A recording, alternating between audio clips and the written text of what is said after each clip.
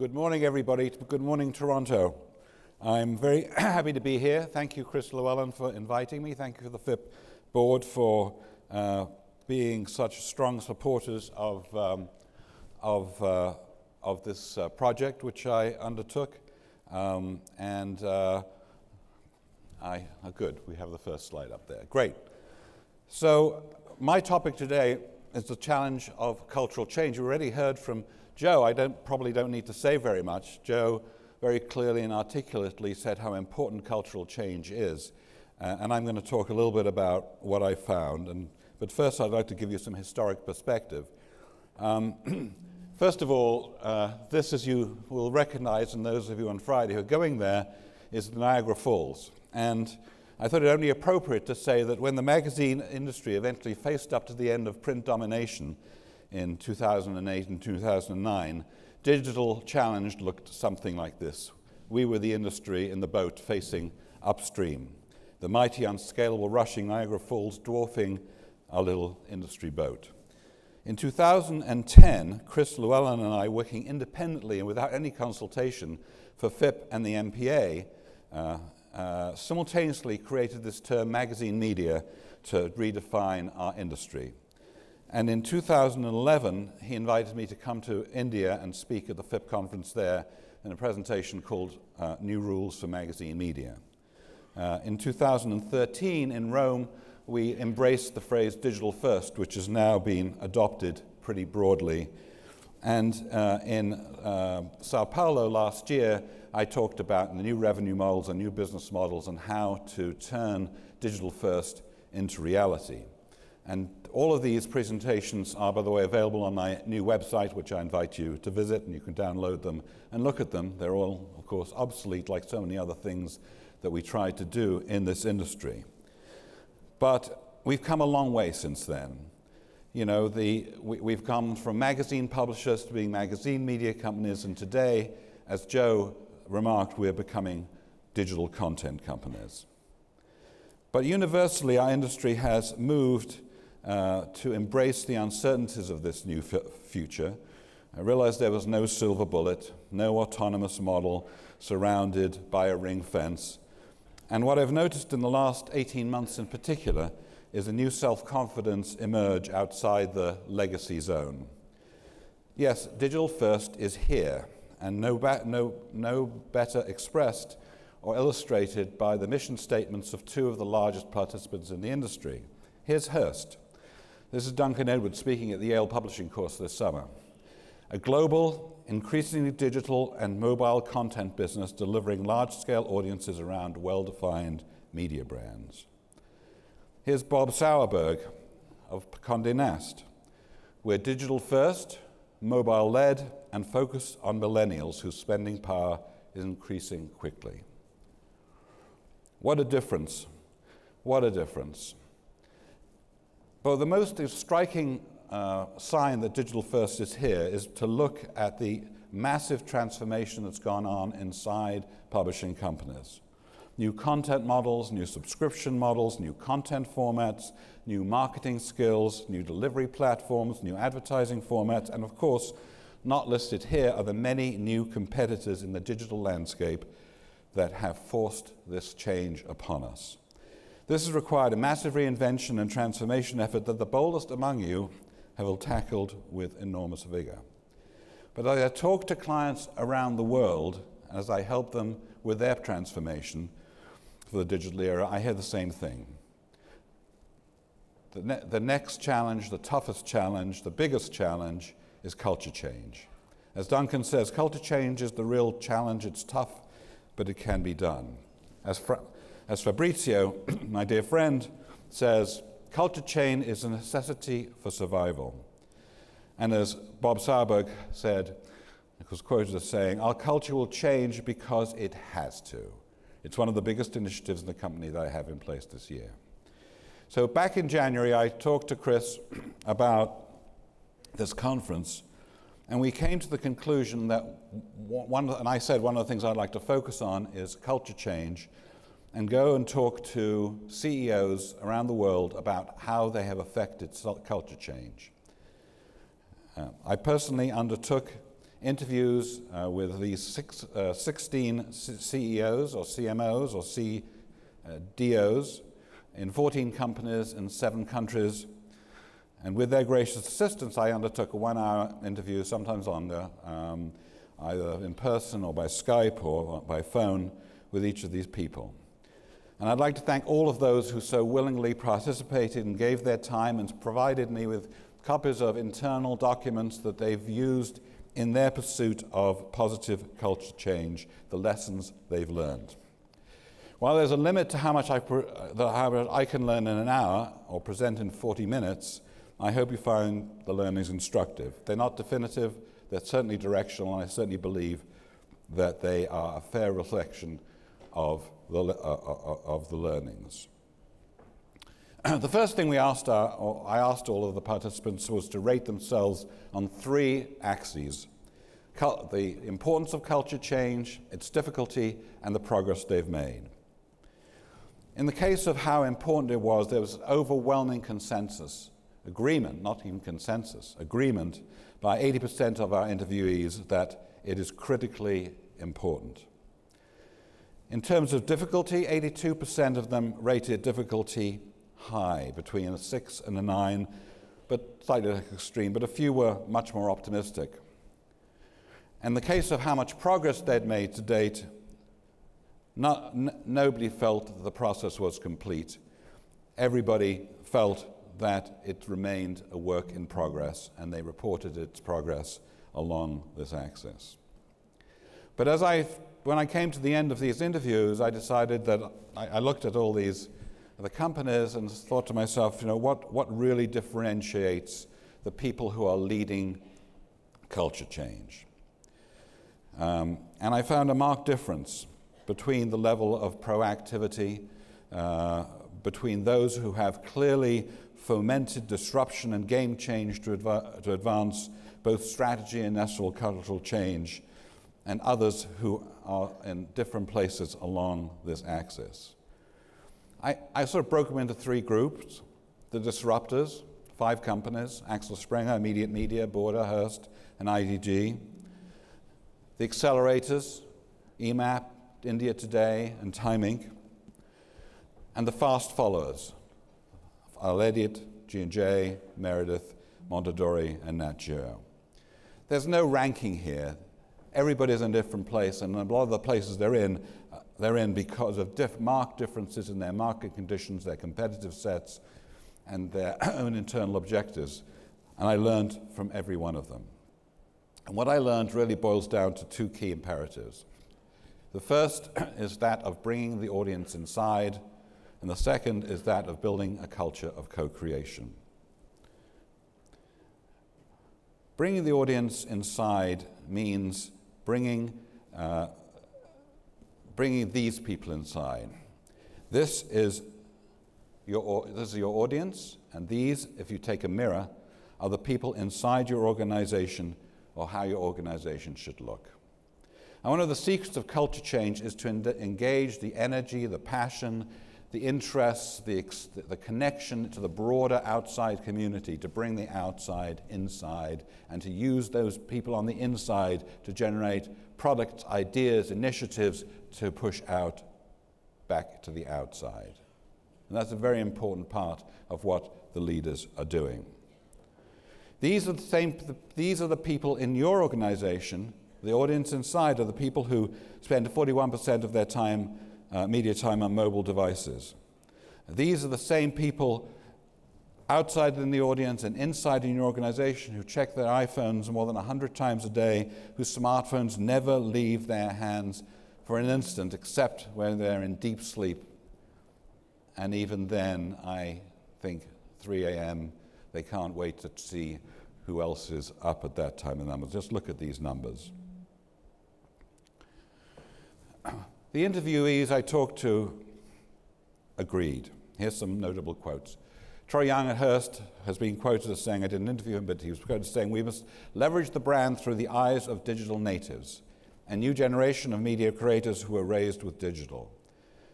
Enrique Iglesias Montejo said, we have young, adaptable people hungry for digital who force us to adapt to the digital world. We must trust them to open the doors to the future. And Michael Friedenberg at IDG said, if you're not a digital native by now, it's pretty scary. Thank you, Michael. At Time Inc., as Joe mentioned,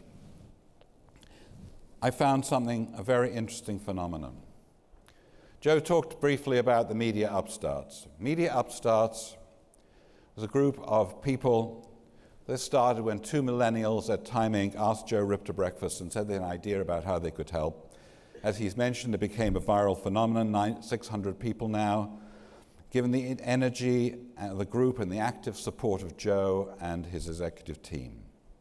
They meet regularly to discuss a number of ideas. They are a group that helps Time Inc. empower themselves. Now, a funny thing happened on the way here. I did a preview of some of the pieces of the research at the Yale Publishing Program in July, which, quick commercial, please send your executives to this program. It's a wonderful program. I see a number of alumni here who can attest to that. But at that program, I talked about media upstarts, and a young woman in the audience put up her hand and said, "That's me. That's me. I'm Gwen. I'm one of the co-founders of the media upstarts." And so I had to come on stage and talked about media upstarts. And then I said, "Can I interview you guys?" And so I did. I'm Callie Schweitzer, and I'm a media upstart. I'm Gwen Ron, and I'm a media upstart. And I'm Cassie Skouflis, and I'm a media upstart. Media Upstarts was an entirely grassroots initiative that we started here at Time Inc. about a year and a half ago. We saw a need for this millennial community, this millennial talent pool, to feel the need to be part of something bigger. What we found after a year of being established is that we really have become this resource for executive management to be behind the scenes to the millennial generation. What makes us tick, what the pain points are, and how we want to contribute to the company as a whole. We're very excited to have over 600 members of Media Upstarts, and these are people who range from new to the company to having been here for 20 years. We've seen so much enthusiasm and so much excitement in getting involved in the organization in a deeper way and meeting people across brands and across departments. We have had incredible support from our executive management. Joe Rip is the one who helped put this entire initiative together, and Greg Giangrande has been our executive sponsor. We've been really excited to see amazing attendance at these straight talk lunches that we've hosted. It's really a forum for people to come and ask questions and be open about what they're seeing and what they're feeling. I'm incredibly optimistic. Take it directly from the mouth of our CEO. He has credited Media Upstarts as being one of the key initiatives that's attracting millennials, that's retaining millennials, that's bringing in talent to Time Inc. that might not otherwise have come. And I think the main message coming from our executive management is this open conversation. You know, they're breaking down the walls of traditional media, and they're wanting to build a company that's better in digital, better in video, better in all aspects of media. And it's really exciting that we're bringing that conversation to every level of employee. Joe always says that the best ideas can come from anywhere in the organization. It seems like every day we hear from someone new who wants to get involved or has an idea that they want to run by the Media Upstarts, and it's really gratifying to feel like this is something that has real traction.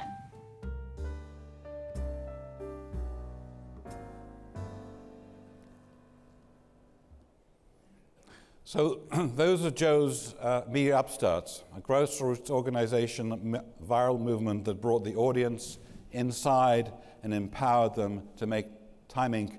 a more energized, dynamic, vibrant environment that is relevant to the new emerging world outside.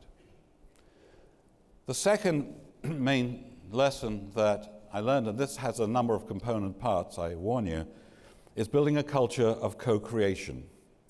I'm going to talk about what I learned in terms of strategy, mission, structure, people, values, technology, and timing.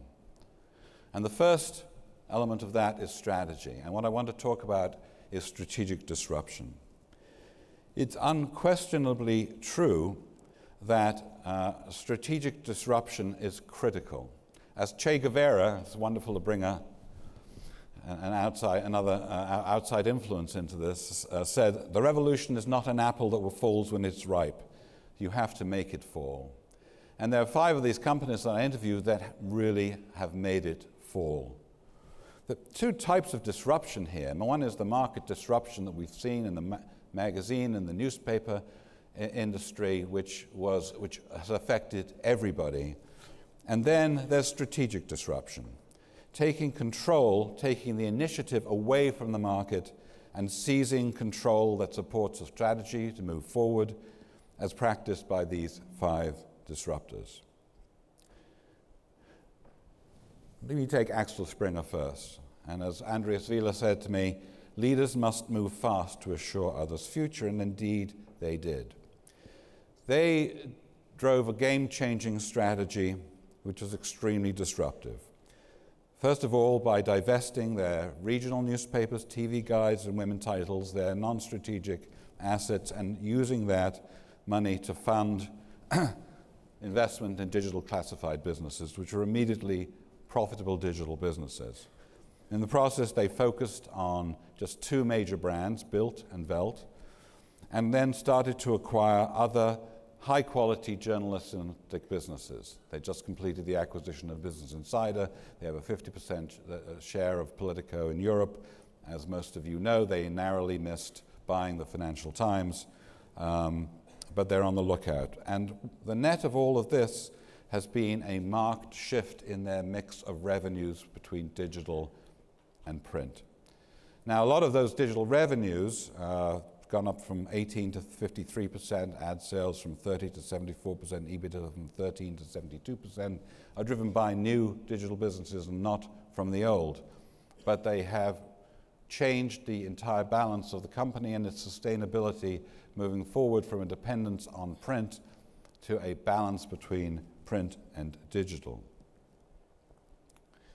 But the cultural change piece of this is what's most interesting, and they, among all the companies I talk to, they, and perhaps this is the nature of the ethnic nature of they documented everything. And one of the things they did to reinforce culture change was to take their 70 top management executives to California, to Silicon Valley, for a summit for 2 days to exchange ideas with major internet players, innovators, incubators, and investors, and send at the same time a clear signal of change.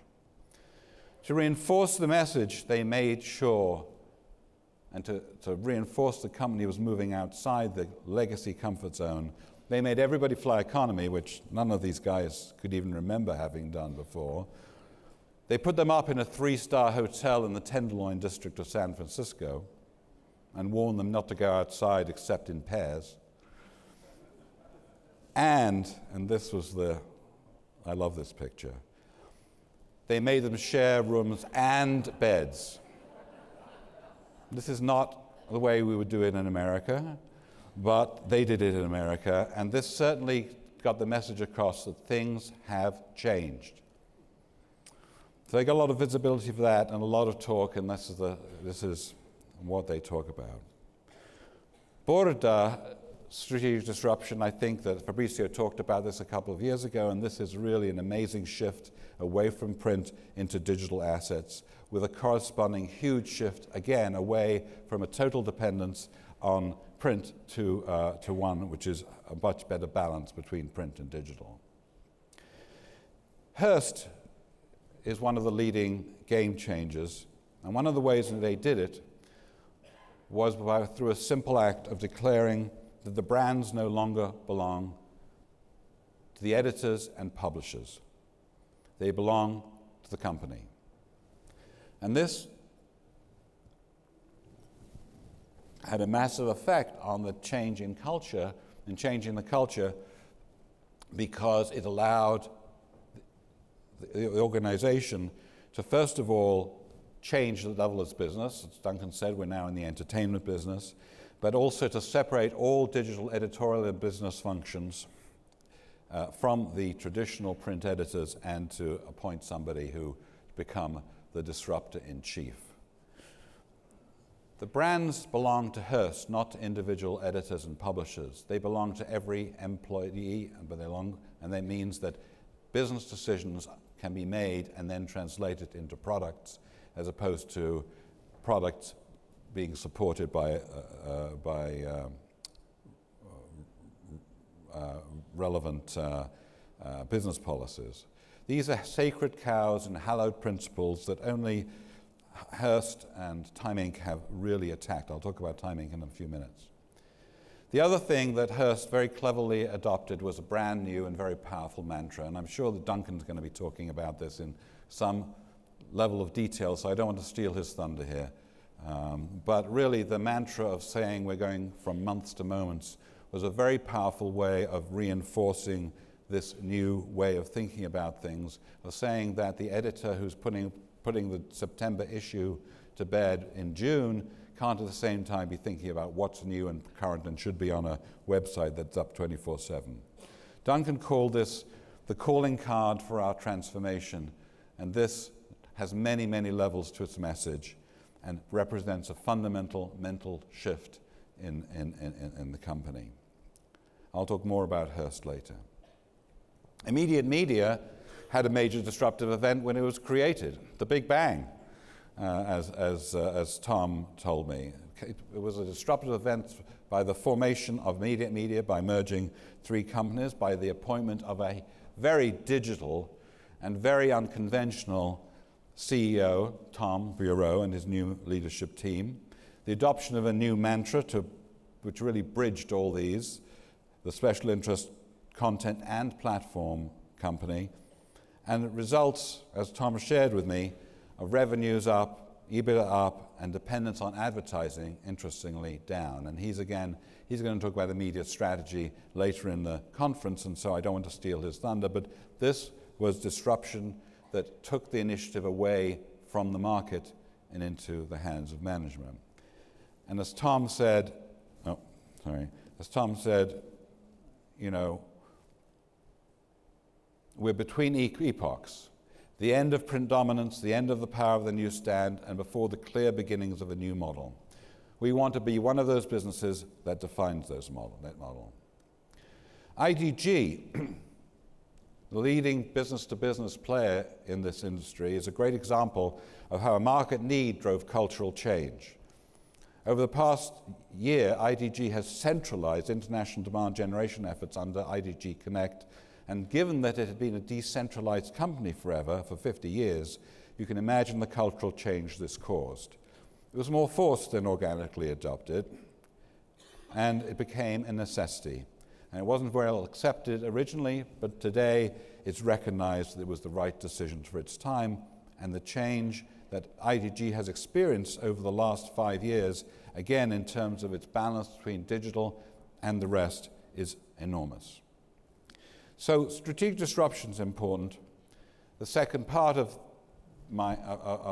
changing the culture is having very focused and purposed communication. As Michael at IDG said, communication, trust, transparency at the top. The imperative is to be forthright and honest. And this was a theme that many of the CEOs echoed. Forthright, we need to be forthright. Steve Lacy, most important to be completely honest and give everyone the opportunity to be grown-ups. One of Steve's emphasis was on exposing everybody to financial reality, but interesting to act on anyone who doesn't get on the bus. And I heard this theme of getting on the bus. I'm not sure, I tried to find a graphic that would illustrate people who didn't get on the bus, but I couldn't find one. But a lot of people use this phrase. And the other thing is that they all communicate clearly what we are. You know, Duncan, an entertainment company focused on what we're good at, content creation and audience engagement. Immediate, the special interests and platform company. Border, a consumer media and technology company. IDG, a media, data and services company. And Axel Springer, the leading digital publishing company. Not a word about magazines. Not a word about magazine publishing. The world has changed. And one of the things that they said over and over again is the importance of repeating the message, a message, over and over and over again, being very consistent and very clear. So Natasha Christie Miller at EMAP, which I guess is no longer EMAP, but doesn't have a new name yet, told me about how, as a leader, she chose one thing to talk about for the last 4 years, and that is every single week and every single month, she talks about the subscription numbers, because subscriptions are the very lifeblood of her B2B business. And Duncan talked about this fundamental mental shift, repeated over and over, that we've moved from a magazine company with websites to a digital content company that also produces magazines. You've got to knock it in, keep on doing it. But one of the things that very clearly has happened in these companies is the elimination of barriers to collaboration, otherwise known as silo busting. And Gary Nell at National Degree of FIPP said, silo busting is not optional, it's about survival. We need a 360-degree approach connecting all the platforms. This came, Axel Springer gave me a lot of great stuff, internal documents, and this is one of their internal documents about what they call Cooperation 2.0. They identified 3 areas where values had to change: communication, information, and collaboration, and mapped it out. The first, in terms of communication and networks, is to move from a silo mentality to networking between departments, from communication and exchange of ideas constrained by hierarchy to networks that deal with specific themes. And the staff, this is interesting, is the eye of the needle that's in communications to transparency and making communication easier. In terms of information, moving from department egoism, knowledge used for power, and knowledge protected. Are these familiar? I mean, this sounds to me like a lot of legacy companies. To transparency and openness, shared knowledge, and easier access to expertise, and collaboration from working in hierarchical structures top-down with a culture of control and a fear of mistakes to room to maneuver, self-organization and entrepreneurship, a culture of trust, and that mistakes are acceptable. Now, Axel Springer documented this very clearly, and these are very good guidelines, but I heard similar themes from many of the CEOs I talked to. Culture of trial and error, mistakes being acceptable. At Border, the head of international said to me, it's okay to make mistakes, he said, but don't make the same mistake twice. So they're talking about breaking down silos and in order to eliminate barriers to communication. So visual effect. The breaking down of silos involves structurally, there are many different ways to break them down, but one of the ways clearly is by simply restructuring a vertical organization into a flat, decentralized structure, and the benefits that go with that.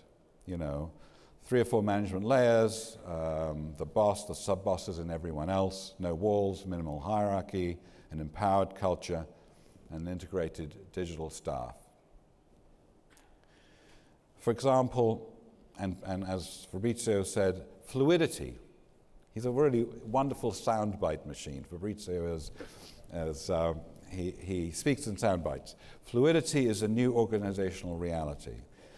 The organization is absolutely flat at Border. Lean and entrepreneurial, the speed for even large decisions is 48 hours, and networking is vital. So now one of the great cases that was shared with me by Arun Puri is the case of India today, that busted its silos in order to advance its strategy.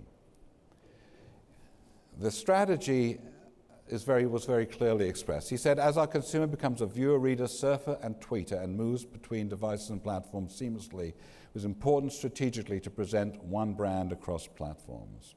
The brand, as you can see on the left-hand side, those are the logos of the print, television, and digital, is customized to the platform, but the single thread of compelling, credible stories runs through all. This is the transformation of India today, one mega brand into the future.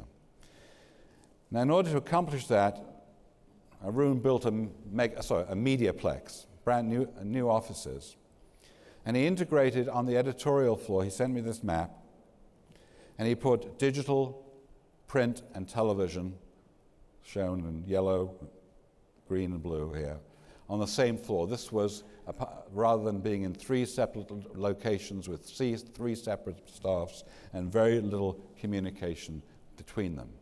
And this, Arun told me, has had a remarkable effect, moving from what he called the cabin mentality of the former organization into a new integrated and culturally very more open and transparent collaborative entity. One of the things, this is so interesting, one of the speakers at the Yale course was Kim Keller, who's the publisher of Wired magazine, and she put up this slide and I said, can I grab a copy of that? This is their organizational chart. So maybe it's an egg, maybe it's a flower, but what's interesting about it is that they have taken the time to reimagine hierarchy, to reimagine it as a shared collaborative enterprise where every single function overlaps with every other one, and the editor and publisher are at the center, co-equal partners. This is a revolution, reimagining the hierarchy. Timing, as Joe mentioned to you, removed the walls of legacy in order to make a more transparent organization. And when they did, when they had editors report into business heads, it released a huge amount of energy, as you saw from the video earlier of those 3 young women.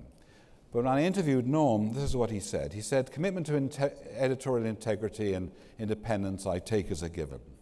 But to transform into a multimedia, multi-platform company, you have to have collaboration, you have to be fluid, you have to move quickly, and the type of church and state practiced at Time Inc. was an anathema to all you need for transformation. I just think the way he expressed it was very important. And he, like Joe, said that that was one of the most important things that we did. This is verbatim from the interview, and I want to share it with you because if you take that change and add to it moving from this vertical, hierarchical empire, where I worked for a little while, of the Time Life building, into this new building without the hierarchy, with an open collaborative environment.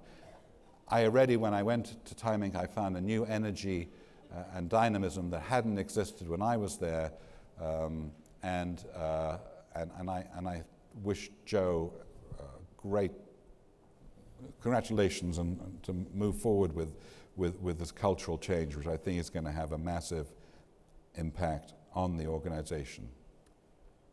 And just like Time Inc. is moving into new spaces, so are many of you. You're moving into high-energy co-creation spaces. I'll just show you some of the pictures I took. This is Immediate Media, their production facility, which is open-sided, so everybody can see what's going on.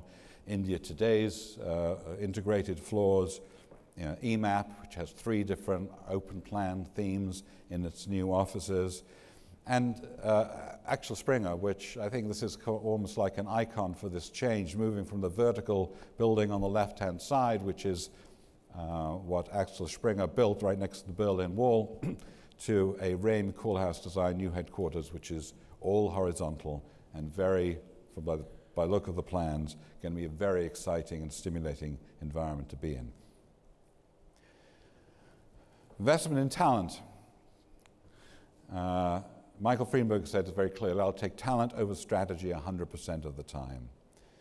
And Natasha Christie Miller talked about how managers are getting much better at identifying people who don't look like themselves 5 years younger.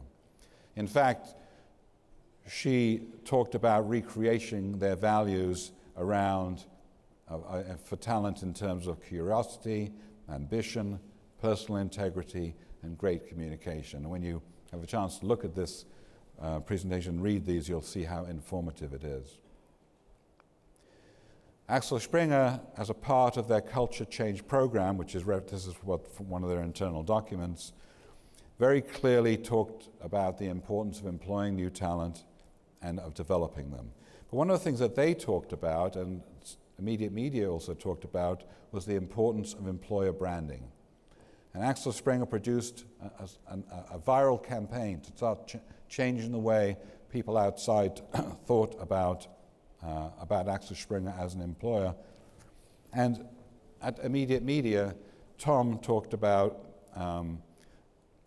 the importance of their employer brand in terms of ease of recruiting, of differentiating themselves from older magazine companies, being people-centric, work-life balance, and so on.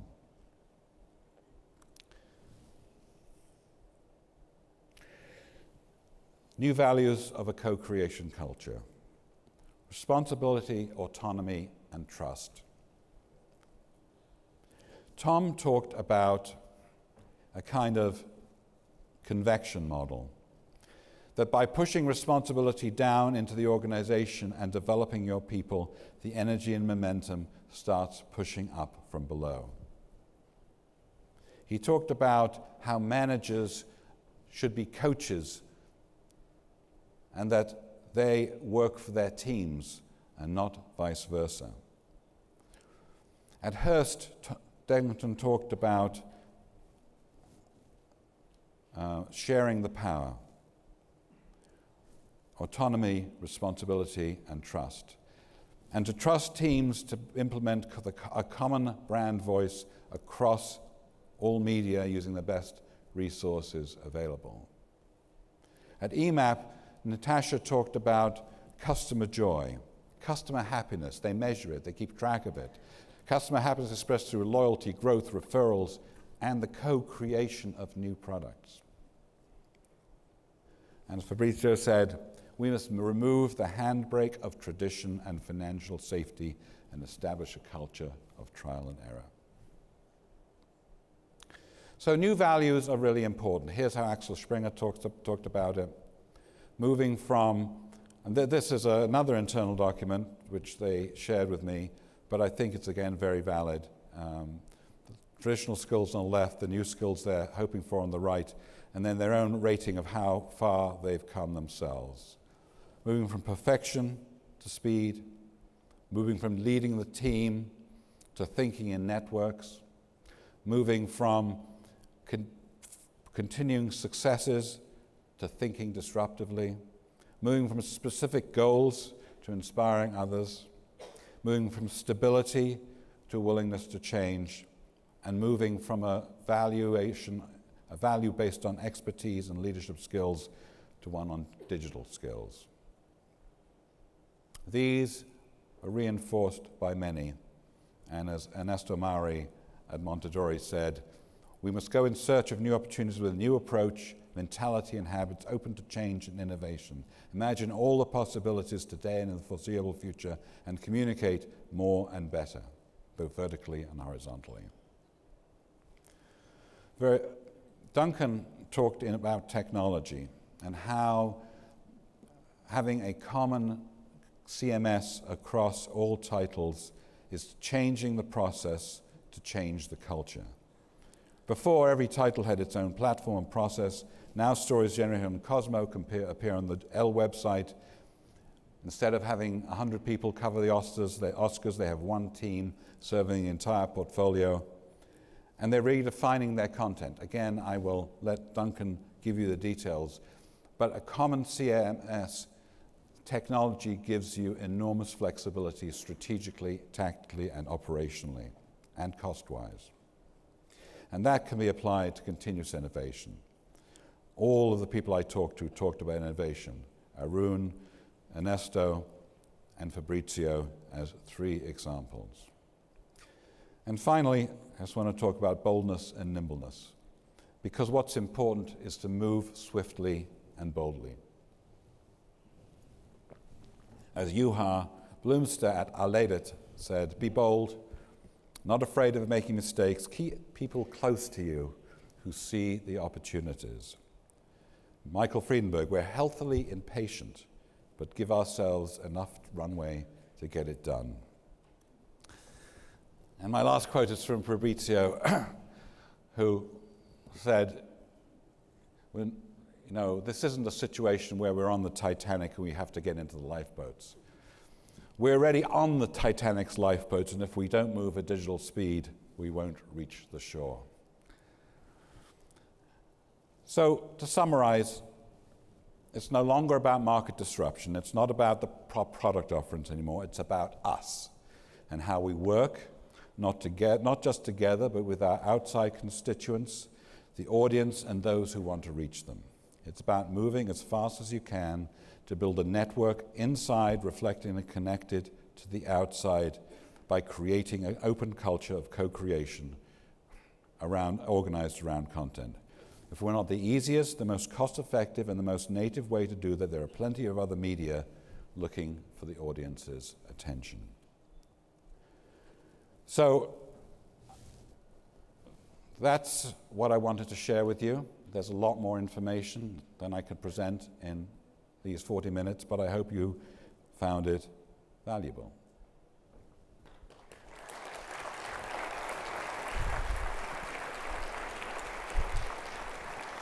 Thanks, Peter. Given time, if you don't mind, we'll skip questions, but your presentation is available, and you, of course, are around to be cornered and interrogated at will, I hope. I will be at Speaker's Corner in a couple of minutes. Excellent. Thank you very much.